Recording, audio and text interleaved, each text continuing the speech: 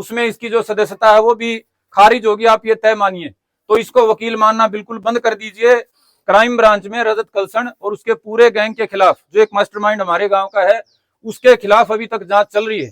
अगर उसमें भी ये दोषी निकलाए, हजारों की तादाद में लोग एक कॉल पे आए हैं और अब भी हजारों की संख्या में आने को तैयार बैठे हैं। इससे अपील है कि वे रजत के बहकावे में आके कोई भी ऐसा कदम ना उठाएं जिससे पूरे वकील बिरादरी की, काले कोट की, आम जनता में, सभ्य समाज में इज्जत खराब हो। तो बाहर के तमाम साथियों से मैं कहना चाहता हूं कि वे इसने जो काम करे हैं वो वकील के लायक काम नहीं है।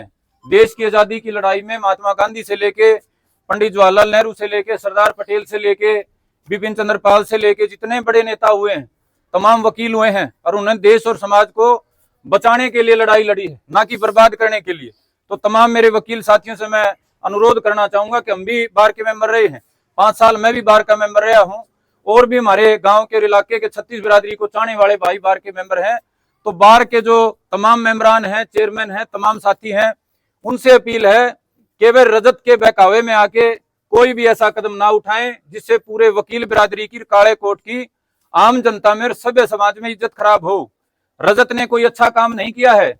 रजत ने वकील के रूप में पूरी वकील कम्युनिटी पे दब्बा लगवाने का काम करा है। हत्यारों और बलात्कारियों के पक्ष में सार्वजनिक रूप से खड़ा होके उसने ये संदेश दिया है कि भाई हम वकालत तो अंदर तो करेंगे ही, और बाहर भी पब्लिक को भड़का के जांच एजेंसियों को दबाव में लाने का और न्यायपालिका को भ्रमित करने का और आम समाज को गुमराह करने का ये काम भी हम करेंगे। ये जो काम उसने किया है, ये जो एडवोकेट्स एक्ट है उसका भी उल्लंघन है, ये वर्क एथिक्स के खिलाफ है। हम एप्लीकेशन तैयार करवाने लग रहे हैं, चूंकि पहले एप्लीकेशन यहाँ आंसी पुलिस में लगाई है, वो एप्लीकेशन तैयार नहीं हुई थी जो बार काउंसिल ऑफ इंडिया या और बार काउंसिल पंजाब और हरियाणा में लगेगी, उसमें इसकी जो सदस्यता है वो भी खारिज होगी, आप ये तय मानिए। तो इसको वकील मानना बिल्कुल बंद कर दीजिए और ऐसा कोई कदम ना उठाइए जिससे वकालत के प्रोफेशन को और इसकी गरिमा को ठेस पहुंचे। अगर आप इसके पक्ष में खड़े होगे तो ये मान के चलिए, समाज ये मानेगा आप हत्यारों और बलात्कारियों के पक्ष में खड़े हुए। प्रदीप जी, आपको यह आशंका है कि भाई समाज में कहीं झगड़ा हो सकता है या कहीं किसी प्रकार का कोई धरना प्रदर्शन हो सकते हैं इस गिरफ्तारी के बाद? देखिए, हमारे को ऐसा तो कोई अंदेशा नहीं है, लेकिन चूंकि ये लगातार इस तरह के एक्ट करता रहा है समाज को भड़काने के, लड़ाने के, तो एज ए प्रिकॉशनरी हम समाज से अपील कर रहे हैं। वरना तो हमारे गांव का जो ये आंदोलन था, इलाके का आंदोलन था, आपने देखा होगा कि हजारों की तादाद में लोग एक कॉल पे आए हैं और अब भी हजारों की संख्या में आने को तैयार बैठे हैं। हमने सिर्फ अपने गांव के साथियों को, बुजुर्गों को, माताओं को बुलाया है, वरना यहाँ बुला के हम भी शक्ति प्रदर्शन कर सकते थे, ये दिखा सकते थे कि आंसी पुलिस के साथ हम कितने हजार खड़े हैं। लेकिन वो एक मैसेज होता है, एक मैसेज हमने दिया है कि भाई जो इसने काम कर रखा था ये उससे भी कड़ी सजा का हकदार है। हम तो ये मानते हैं इन अपराधियों को उकसाने में, जो इन लड़कों को शह दी जिन्होंने हत्या और ये रेप जैसा अपराध करा, इनको शह देने में इस रजत कलसण का और इसके पूरे गैंग का योगदान है। हम तो ये उसको 120 भी का दोषी मानते हैं।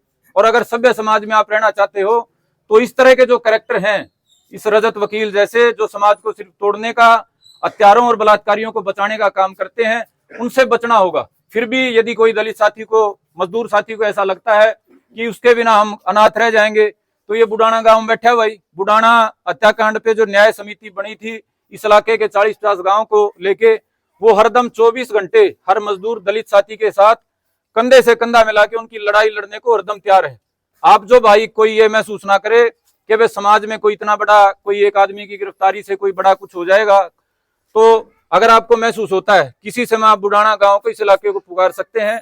न्याय की लड़ाई में हरदम आपके साथ खड़े रहेंगे। एक वीडियो वायरल, वीडियो में मैसेज दिया था कि भाई लोगों के खिलाफ कि भाई उसके जो 38 मामले के हत्यारे थे उनके पक्ष में बोला, एक वीडियो के आधार पे इस पे पूरा मामला दर्ज किया गया है। देखिए, वर्तमान में तो ये वीडियो आधार बनी है, लेकिन उससे पहले इस केस के संबंध में वो अनेकों बार भड़काऊ बयानबाजी, और जो दोनों दोषी हैं, मुख्य आरोपी और उनका जो परिवार है, उसको साजिश करने का, शह देने का और उकसाने का लगातार काम करता रहा है। हमने एप्लीकेशन तो उसकी शुरू से लगा रखी है, क्राइम ब्रांच में जांच चल रही। मैं आपको कहना चाहता हूं, ये जो कार्रवाई है ये आंसी पुलिस की तरफ से हुई है। क्राइम ब्रांच में रजत कलसण और उसके पूरे गैंग के खिलाफ, जो एक मास्टरमाइंड हमारे गांव का है, उसके खिलाफ अभी तक जांच चल रही है।